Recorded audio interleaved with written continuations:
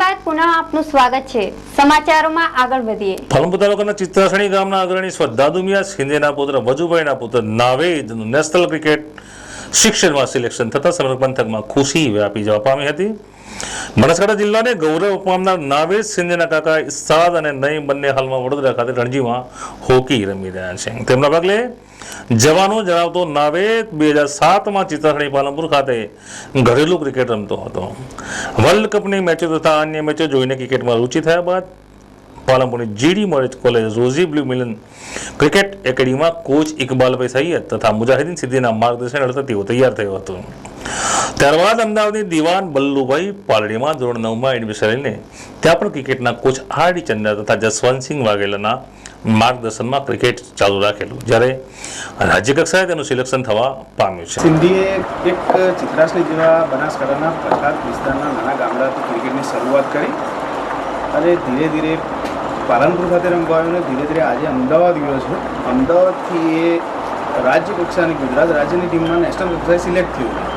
એના પાછળ એને બહુ બધી મહેનત કરી છે। અમે લોકોએ એને પોતે, એના વાલીઓએ બધાએ અથાગ જ મહેનત કરી છે અને પરિણામ તમારી સામે છે। પહેલાં અંડર 19માં કીધું સેલવા સાથે અને દિવાન બલ્લુભાઈ બધી અંડર 14માં રમવું અને સ્કૂલ ખાતે કેમ્પમાં પણ બધું। તારીખ 28, 29, 30 સપ્ટેમ્બર રોજ ભુજ ખાતે માતુશ્રી આરડી વરસાણી કુમાર વિદ્યાલય મુદ્રા ખાતે તે કેમ્પમાં જોડાયો હતો અને તે બાદ નેશનલ કક્ષાએ તેને પોતાનું પરફોર્મન્સ દેખાડતા અંડર 16માં તેનું સિલેક્શન થવા પામતા બનાસકાંઠામાં તથા પાલનપુર પંથકમાં ખુશી વ્યાપી જવા પામી હતી। બનાસકાંઠા જિલ્લાએ ઘણા ઉગતા ક્રિકેટરોને ગુજરાતની ટીમમાં સ્થાન આપ્યું છે। ક્રિકેટર નાવેદ રાયમાન સ્પિન બોલિંગ તથા મિડલ ઓર્ડરમાં બેટિંગ કરે છે। આ ઓલરાઉન્ડરને બોલિંગમાં શેનવોન તથા બેટિંગમાં સચિન તેંડુલકરને આદર્શ માને છે, જ્યારે તેના પિતા વજીર ખાન કોરી ઉદ્યોગ સાથે સંકળાયેલા છે। તેમને ક્રિકેટના કારણે તેને પ્રોત્સાહિત કરતા પુત્રમાં રહેલી ટેલેન્ટ બહાર આવતા બનાસકાંઠાએ ફરી એકવાર નવોદિત ઉત્સાહિત ક્રિકેટરની ભેટ નેશનલ કક્ષાએ આપેલ છે। તેના કોચ ઇકબાલભાઈ સૈયદ તથા મુજાહિદીન સિદ્દીએ શુભેચ્છાઓ સાથે ખુશી વ્યક્ત કરી હતી। બનાસકાંઠાના ક્રિકેટરોએ પણ શુભેચ્છાઓ પાઠવી છે। નાવેદ 21 દિવસના કેમ્પ માટે હાલ રવાના થયેલ છે। ગુજરાતમાં અને દેશ વિદેશમાં વસતા બનાસવાસીઓ અવારનવાર દિવાળીની ઉજવણી માટે માદરે વતન આવવાની શરૂઆત થઈ છે। ધંધો રોજગાર ભલે ગમે તે જગ્યાએ થાય, પરંતુ દિવાળી તો મારા ગામની જ ભાવના સાથે પ્રવાસીઓ વતન આવતા બસ સેવાઓ અને રેલ માર્ગથી બનાસકાંઠામાં આવતા હોય છે, જેમાં દિવાળી વેકેશન દરમિયાન મુંબઈથી ગુજરાત આવતા બહારના તથા ખાસ કરીને બનાસકાંઠા, પાલનપુર, મુંબઈ તથા બહારના રાજ્યો અને શહેરોમાં ધંધાર્થે વસેલા રહીશો આવતા હોય છે।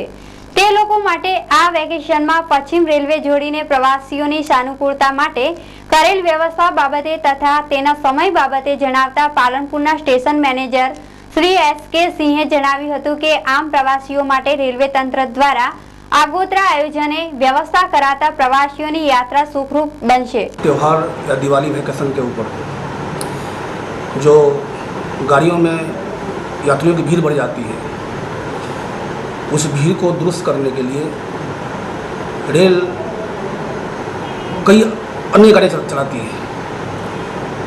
पूरे हिंदुस्तान में बहुत सारी गाड़ियाँ पूजा वेकेशन और छठ दिवाली के अवसर पर चलाए जाते हैं कि यात्रियों को सुविधा मिल सके और ये जो भीड़ का माहौल होता है उसमें कुछ ठीक व्यवस्था हो सके। और इसका प्रचार प्रसार भी जो है मीडिया के माध्यम से और दूसरे अखबार के माध्यम से जो है रेलवे करती है। ये हम सब लोगों का फर्ज बनता है कि इसका प्रचार प्रसार लोगों को जानने को मिले और लोग जो है उसकी सुविधा ले सकें। न्यूज बुलेटिन पूरु करता पहला मुख्य समाचार फरी एक बार। ડીસા સ્પોર્ટ્સ ક્લબ ત્રિદિવસીય ગરબા મહોત્સવ સમાપન પ્રસંગે મંત્રી શ્રી લીલાધરભાઈ વાઘેલાએ ધારાસભ્ય ગ્રાન્ટમાંથી 3 લાખ આપવાની કરી જાહેરાત। પાલનપુર સિવિલ ખાતે હજ યાત્રિકોને રસી આપવાનો કેમ્પ યોજાયો અને દિવાળી વેકેશન માટે રેલવે તંત્ર સજ્જ, અનેકવિધ સુવિધાઓની જાહેરાત। તો આ હતા આજના સમાચાર। વધુ સમાચારો સાથે ફરી મળીશું। નમસ્કાર।